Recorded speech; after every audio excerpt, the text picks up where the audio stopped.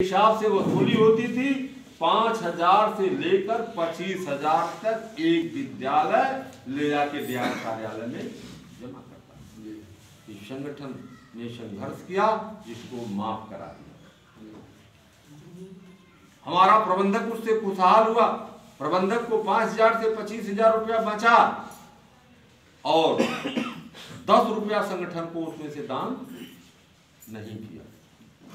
आप जानते हैं इस चीज को, हम लोग कैसे लड़ते हैं, कैसे संघर्ष करते चले आए।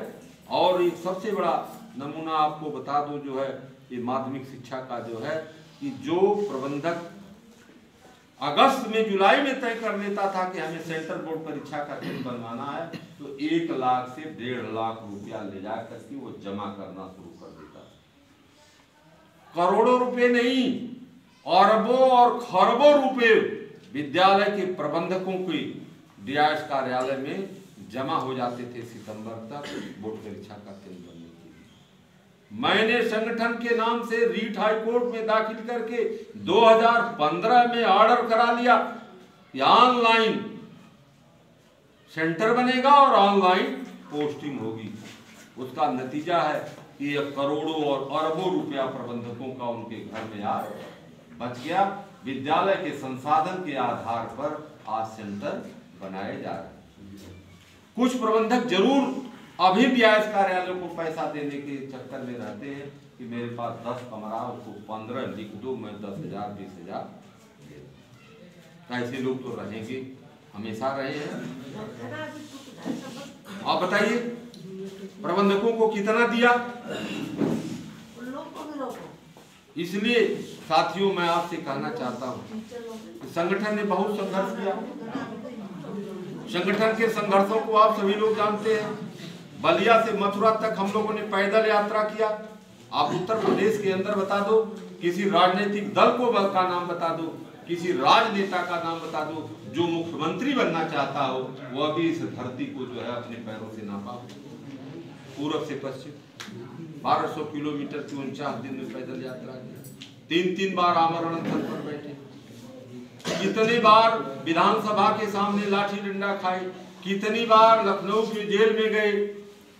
आप जानते हैं कि नहीं इस चीज को। इसके बाद जो कुछ जो आपको मैंने बताया, तब जाकर के हासिल। आज जिसके लिए हम लोग इकट्ठा हैं, जो संगोष्ठी कर रहे हैं, हमारा मूल एक बिंदु है कि वित्तविहीन शिक्षकों की समस्याओं का समाधान। उनके समाधान में क्या चीजें हैं? 3 चीजें।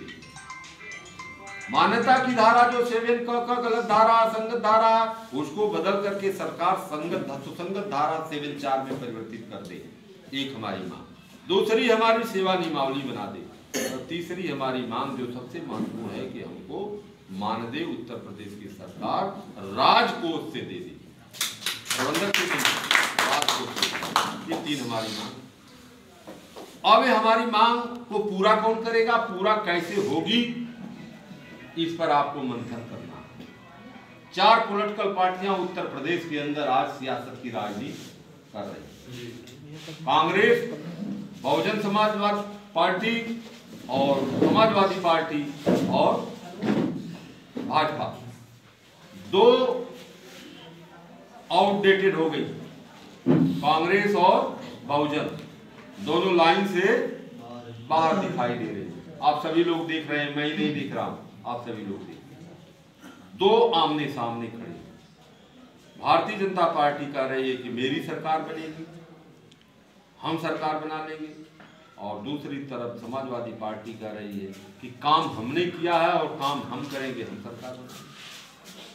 हमको न्यूट्रल की भूमिका में एज ए शिक्षक, दोनों तराजू इस तरह से हैं बराबरी पर, इसको तौलना है। एज ए शिक्षक की भूमिका में खड़ा होइए। पहले जाति को हटा दीजिए, पार्टी को हटा दीजिए, धर्म और मजहब को हटा दीजिए। एज ए शिक्षक आप जो है कंपैरिजन कर लीजिए, दोनों का कंपैरिजन कर लीजिए कि आपके हित में कौन है और आपके हित में कौन हो सकता है, वही हमारा वोट जय हिंद।